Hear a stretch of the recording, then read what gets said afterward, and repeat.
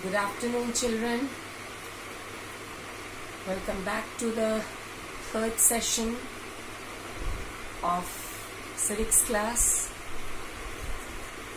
where we will be continuing the chapter Union Legislature.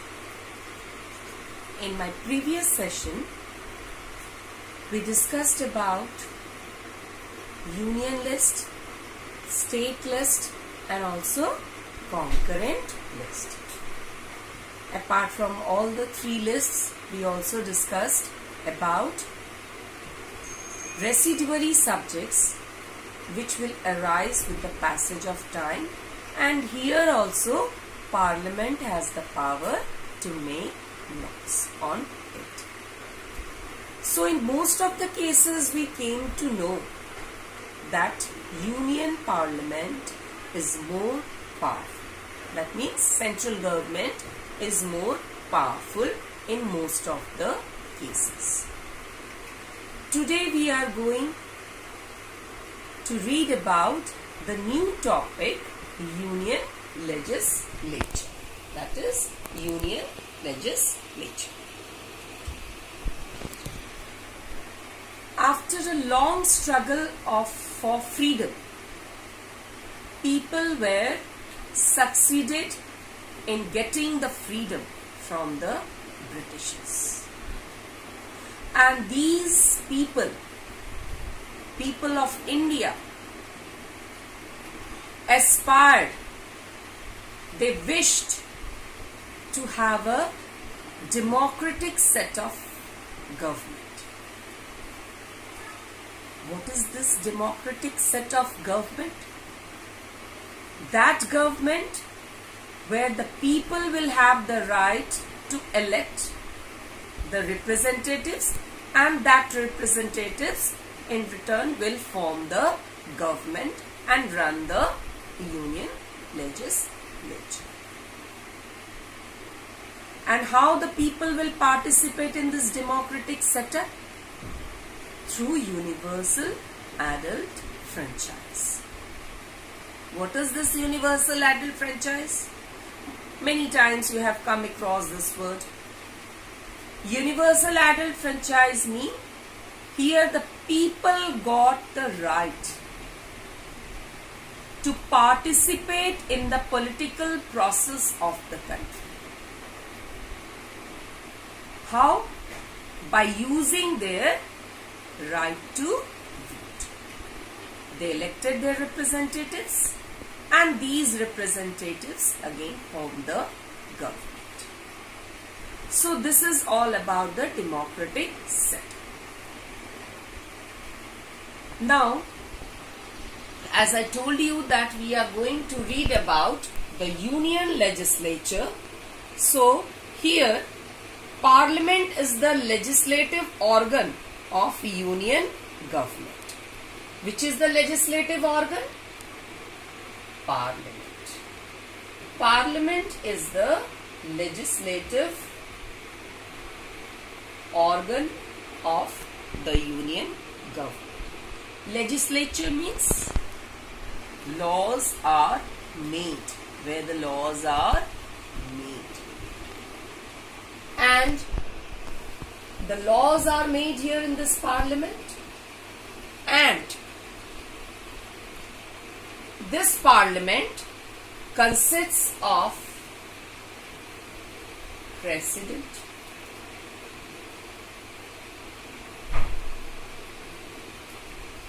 Lok Sabha,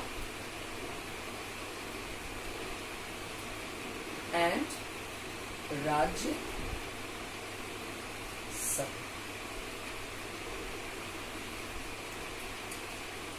So this Union Parliament, which is the main legislative organ, it consists of President, Lok Sabha and Rajya Sabha. Lok Sabha is House of People, and Rajya Sabha is Council of States. Why this Lok Sabha is called House of People? Because here the people directly involves in the political process, and these people elect the representatives who are the members of Lok Sabha. They become members of parliament, MPs we can say. Why Raj Sabha is called Council of States? Because this house represents the different states of our country. So we can say that we were telling that India is working like a federation, but it has a strong center.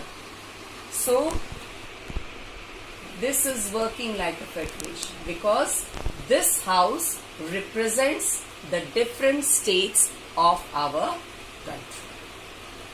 So first we will come to Lok Sabha. Now, as I told you that in Union Parliament, this President is also an integral part of the Union Legislature. Why he is or she is an integral part? Because whatever bills are passed in both the houses, it cannot become a law until his or her approval or consent. So that's why President is an integral part of Union Parliament. So first of all, we will come to Lok Sabha. Let me write here.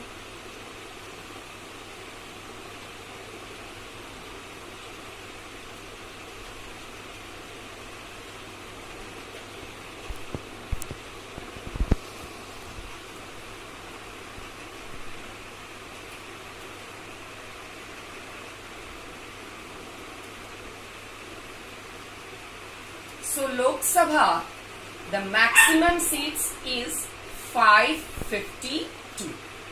But at present, we have 545.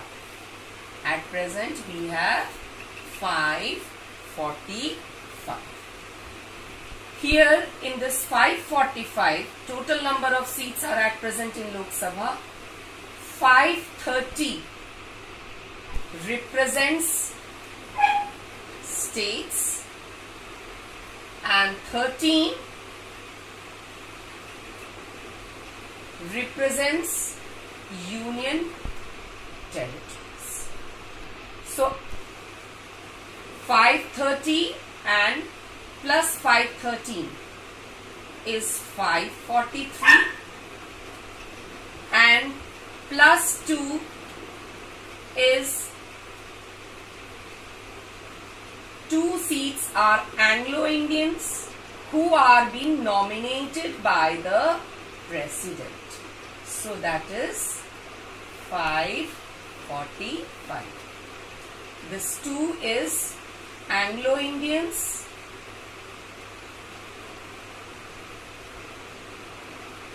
nominated by President.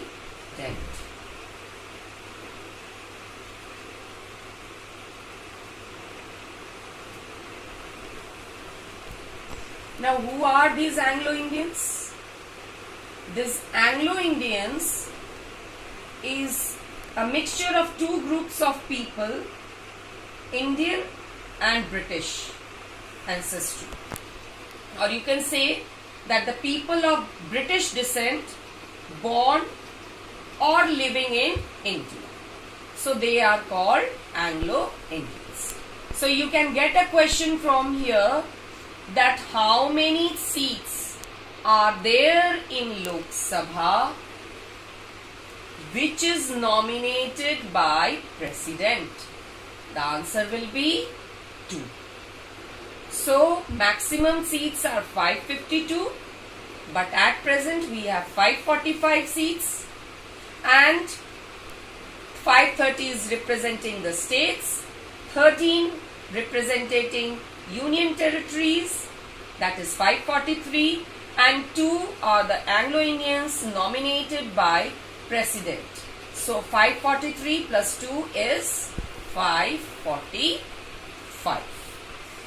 In Lok Sabha, seats are also reserved for SC, ST and also for women.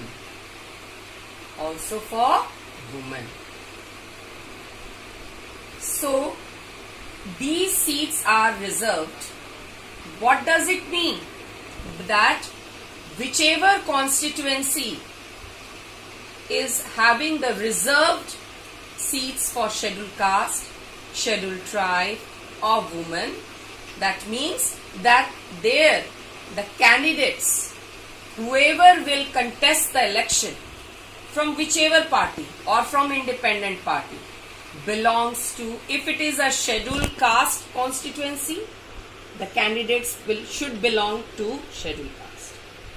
If it is a scheduled tribe, then the candidates must be belonging to scheduled tribe.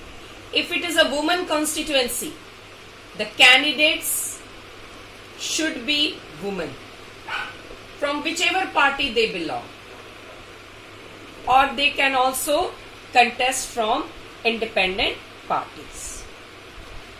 But the electorate is same. They are going only to simply vote for them, and whichever candidate will get the maximum number of seats, they will be elected. Now let me tell you that before this election, constituencies are made.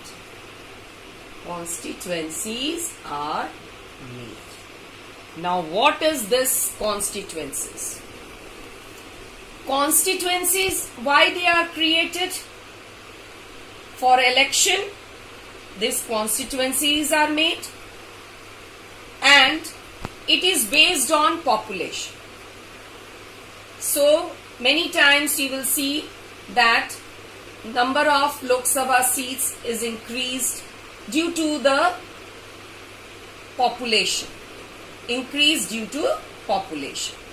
So this constituency is being made on the basis of population, and candidates, whoever candidates contest the election, gets majority votes, they are elected as MPs. Now what is this MP? Members of Parliament. Whether they belong to Lok Sabha or Raj Sabha, they are called MPs. At present we are discussing about Lok Sabha. One thing also I want to tell you, that whoever members belong to this house, lower house, house of people, you can say Lok Sabha, lower house also.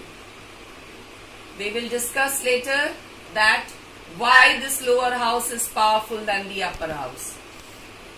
So, the members of Lok Sabha are directly elected by the people. But in Raj Sabha, the members are indirectly elected by the people. We will discuss the difference. First of all, I will discuss you about Lok Sabha, then Raj Sabha, and then I will discuss the difference. Where do you find the difference between these two houses? So, this is all about the constituency. Now, after this constituency, in this election process, we also come across the word secret ballot. Secret ballot. Why it is called secret? The people above 18 years of age has got the right to vote. So they participate in the election. And why this is called secret ballot? Because secrecy is maintained over there, and only the voter knows whom he has voted. Only the voter knows very well that whom he has voted, for whose party he has given his or her votes. And after that, the party, whoever gets the absolute majority,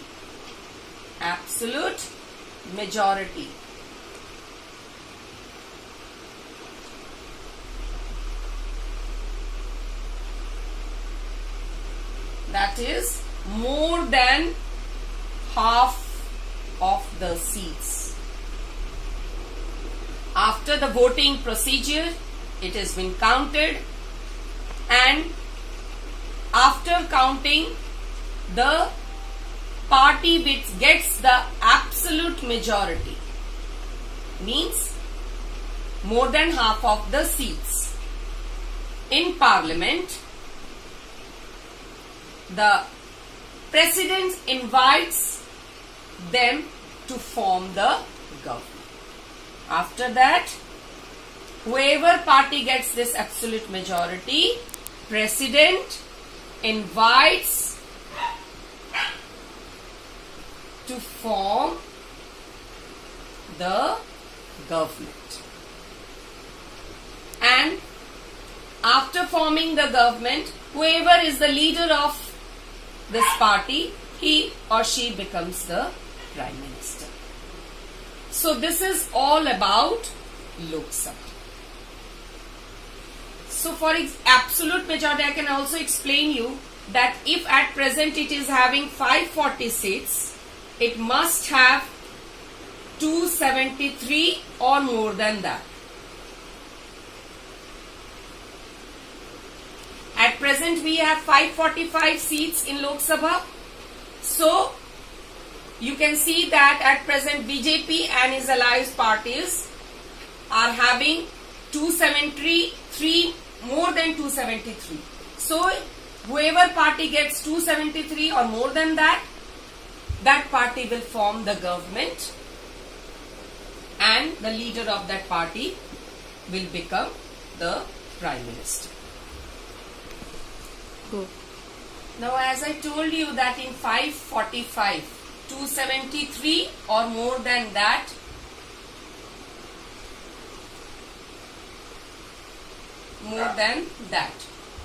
whichever party gets this magic number or more than that, that party will form the government. But in case if no party has crossed this magical number, then what will happen? Then like-minded parties. What is like-minded parties? Like-minded parties mean that they're having the same ideology, thinking. So those like-minded parties will join together. They will be willingly to negotiate and form a coalition government. Coalition government. So when this government will be formed? When no party will get this number, this or more than that, then in that case the like-minded people, like-minded parties will willingly negotiate within themselves and form this coalition government. And whoever, the other party who opposes the majority, the other party who opposes the government or the majority party will form opposition party. So these are the process for the formation of government. Next is term of Lok Sabha. Term of Lok Sabha.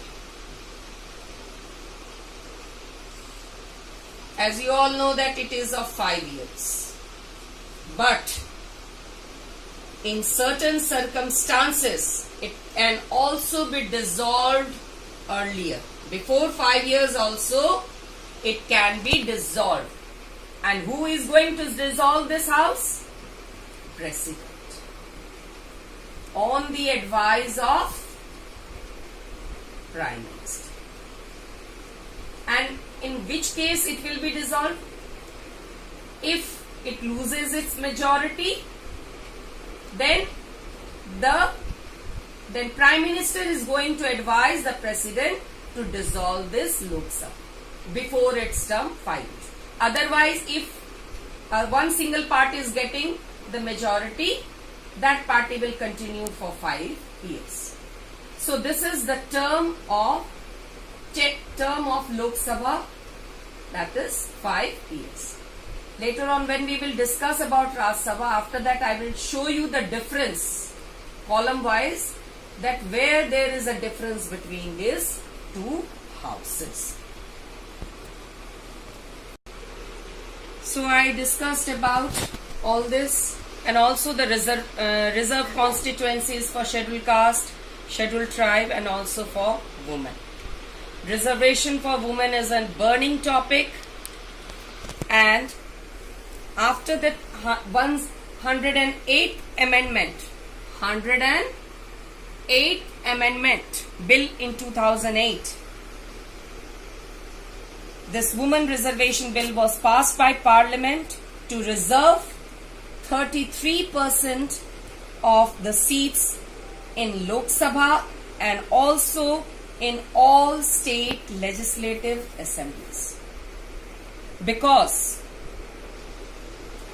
women were previously neglected, they were not given proper representation in the Parliament, so that's why this bill was passed. So by 108th Amendment Act in 2008, this 33% reservation bill was passed. As you all know that Gandhiji once told that if one woman is educated, the whole family and society is educated. So he believed that as long as women of India do not take part in public affairs, we cannot lift the country, we cannot save the country. So women representation is essential. Regarding the distribution of Lok Sabha seats in our country, it depends on population, as I told you. The largest number of constituencies found in our country is Uttar Pradesh, which has 80 Lok Sabha seats. These are some of the facts which has already been given in your book. And the lowest one you will find in Sikkim, Mizoram, Nagaland, Arunachal Pradesh, Manipur and Tripura, where we have only one Lok Sabha seats. Next we come to qualification. What qualification one must have to become the member of Lok Sabha?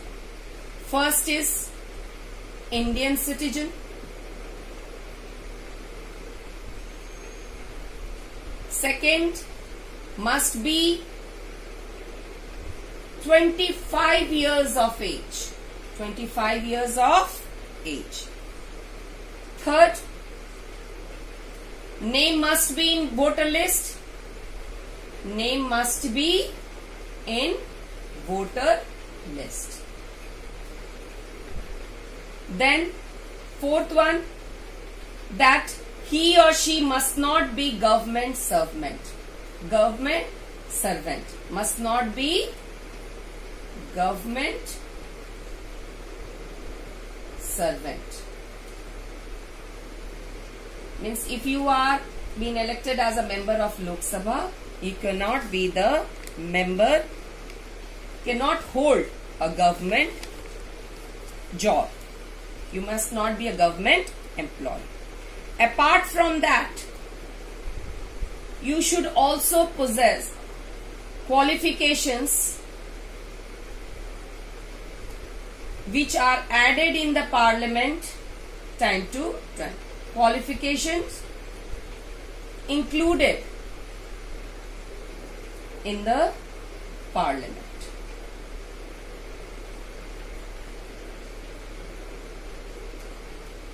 And the sixth one, which is very important for you, should not be bankrupt, should not be, it is not there in your book, children, should not be bankrupt or mentally unstable. Let me explain you this, what is bankrupt. For example, if anyone has taken a loan from the bank and now he or she is not in position to clear that loan, then that person is a bankrupt. And mentally unstable means you should be mentally fit to serve for the nation. So these are some of the essential qualifications to become the member of Lok Sabha. Now, in Lok Sabha, we have 3 sessions. We have mainly 3 sessions. Lok Sabha has 3 sessions. Number 1 is your budget session, which you will be seeing that your parents are every time saying. This comes between February to May. Budget session means where it has been decided which things, the cost of everything, where there is a decrease or increase in any charges, that is budget session. Next is your monsoon session. That comes in month of July to August. And the third is your winter session. That comes from November and continues up to December. So these are the 3 sessions. This is also not there in your book, but I have explained you so that you should know about all this. These are the current things, how our government is working, you should know all this. So these are the 3 sessions of Lok Sabha. So children, today we came across that our Union Parliament is a legislature, and it consists of 3 things: President, Lok Sabha, Raj Sabha. Lok Sabha is House of People, Raj Sabha is Council of States. We discussed in detail about this Lok Sabha, why it is called House of People, because people directly elects the members who are called MPs, members of Parliament. After that, we also came across the distribution of seats, that the maximum seats in Lok Sabha is 552, but at present we have 545, where 530 is representing states and 13 from Union territories and 2 from Anglo-Indians, which are nominated by President. We also discussed about reserve constituencies for scheduled caste, scheduled tribe, women, because women were not given previously representation in the parliament. So this reservation bill was passed to give 33% of reservation for women, so that they can also get the chance to represent in Union Parliament. Then we also came across the qualifications, these 6 qualifications, and after that we came across the 3 sessions. How many sessions are there for Lok Sabha? Budget session, monsoon session and winter session. We also discussed about the term that it is for 5 years, but it can be dissolved before 5 years. On the advice of Prime Minister, President can dissolve it if it loses the majority in the House. So children, this is all about the Lok Sabha, House of People. Please go through the video carefully, and children, I am giving you some short questions in your WhatsApp group. Please see those questions and solve it in your civics copy. Thank you.